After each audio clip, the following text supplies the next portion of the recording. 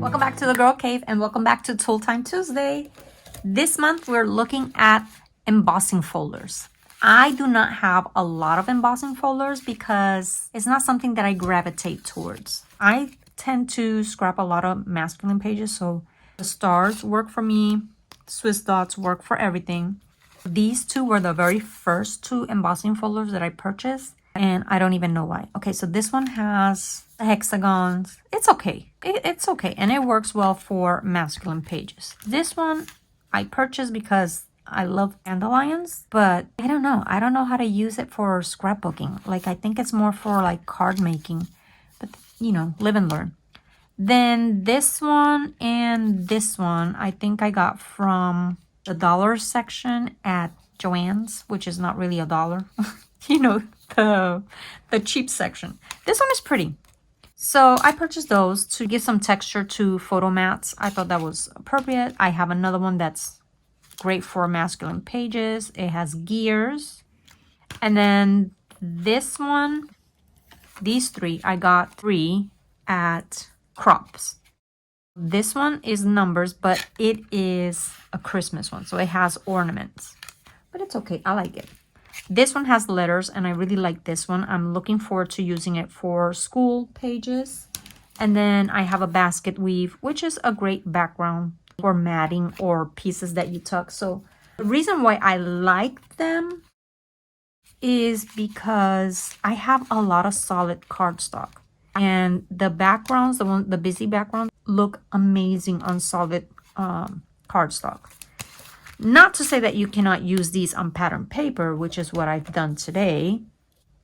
I ran my scraps through them. I don't know if you can see right there. You can see the little stars.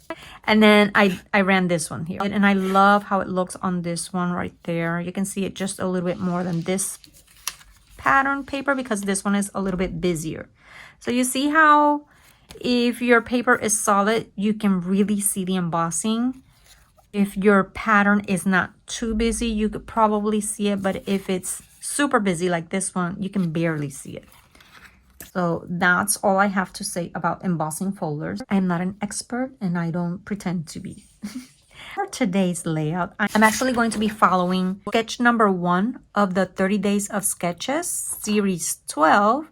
And layout number 1 was created by my beautiful Kelly, and she's actually on the Tool Time Tuesday team. You check on the description box below and you will see everybody that's participating in the Tool Time Tuesday. And I will also have listed the channels of everybody that's participating in the 30 Days of Sketches series 12 as well. I have to say that I'm using her sketch. I'm using the embossing folders for Tool Time Tuesday, and I got a bingo. I'm going to be using mixed media, and I'm stretching it. I'm just calling my Distress Oxide mixed media, but you know what? It is mixed media. I'm going to distress the edges. I did this right here. I roughed the paper. Flare or epoxy? I have flare, so I'll have to add one. And then a pre-made title is going to be from my journaling card. And a rainbow. So the rainbow colored paper is going to be my rainbow. So here is the sketch. It has 3 banners. They're fairly large. I did not have papers that would accommodate that because I'm using my scraps, but I'm going to fake it. You will see. And I marked on this paper where this goes. I'm going to start right there because I wanted to make sure that I left like 1.5 inches and 1.5 inches from both sides. And because I was using scraps, my layout is not going to be exactly like Kelly's, but it's going to work. Okay, we're going to do this. And we're going to do this. And let's see, I believe I made little marks here as well. So this is going to go here. And I think it ends right there. And then this one is going to go right here. And that way I have 1.5 inches Make sure it's kind of straight, as straight as I'm gonna get it, like that. And then I'm gonna make sure that I erase those little pencil marks. And I like the edges roughed up because this paper is thinner than these and it kind of look flat, even though I did go over all of my papers with pumice stone distress oxide. I wanted to, when I use papers from different collections and they might have different colors, like this one is a little bit lighter than this one, I like to distress the edges to give it a little bit of cohesive look. And I did the same. This was a 4x6 journaling card. And I fussy cut that. And this is from, what is the name of this collection? It's from the Party Time collection by Echo Park in 2016. And then these were random scraps that I had from old paper. Let's see. I have this, the background paper is an SEI sheet. It's called Happy Day. It does not have a year, but it is super old. I did not like the back side, but this side, perfect. I'll show you the back side. The colors are very dated, but this color right here is perfect. And it happened to be the same color as that. I have my one photo. So now we're going to place the photo and the 4x6 card, which will also will act as my title and my journaling spot as well. How cool is that? And then, let's see. I'm gonna overlap it just a little bit right there. And I see, if you look at Kelly's sketch, this is all the same height and she has some stitching going through it.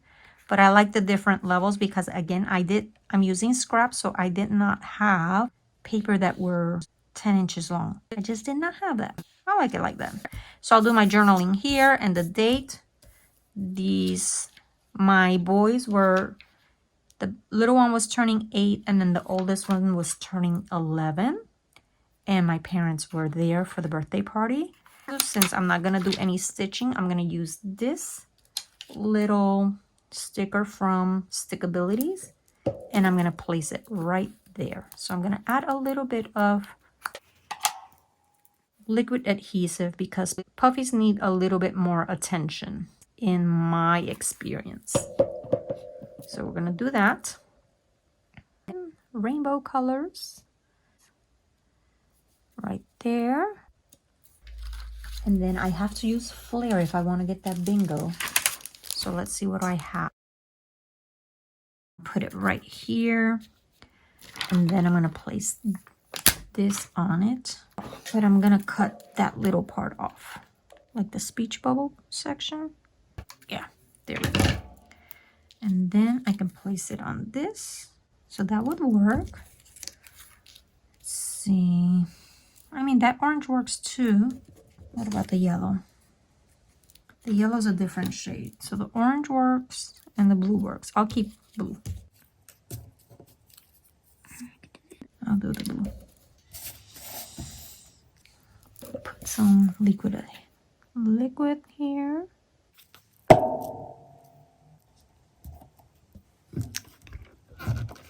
And then run the ATG and place it right there. Perfect. And now I just need a little cluster. Remember, I need a flare in order to get the bingo. Let's see, what do I have for flare? I have these balloons.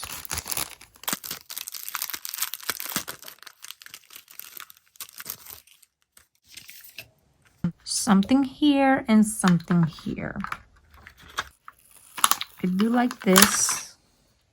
So I think I'm going to put that right there.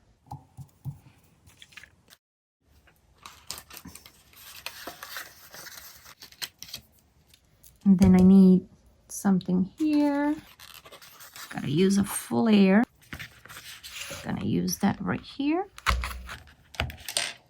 Happy birthday to you.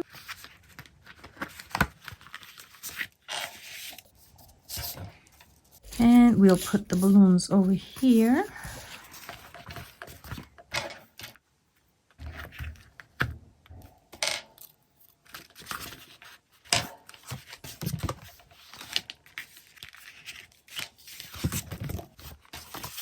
All I need to do is get some enamel dots and scatter them around. And we will do orange or yellow. It's gonna have to be yellow because I don't like the shade of orange. So let's do yellow.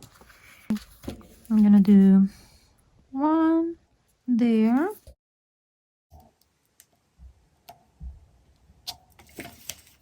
Do one here. And a little one here.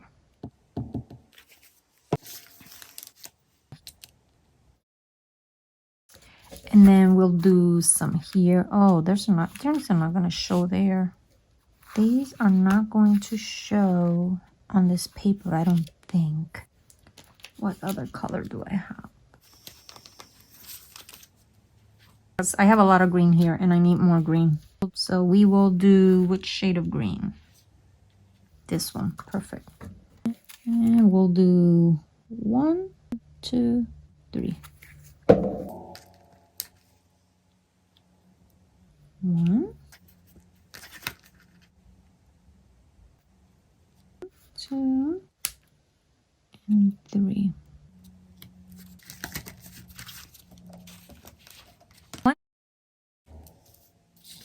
That sketch, Kelly, is beautiful and it works out really fast, and it's great if you have scraps as well. So in my eyes, your sketch is a winner. So thank you for hanging out with me for Tool Time Tuesday in the month of June. Remember, we are working with our embossing folders and we're playing along with the 30 days of sketches with Christy from Christy's Beautiful Life. In the description box below, I'm going to have everybody that's participating in the year-long challenge for Tool Time Tuesday. Their channels will be listed, as well as everybody that's participating in the 30 days of sketches for the month of June. Thank you for spending time with me, and I'll see you again next week. Bye.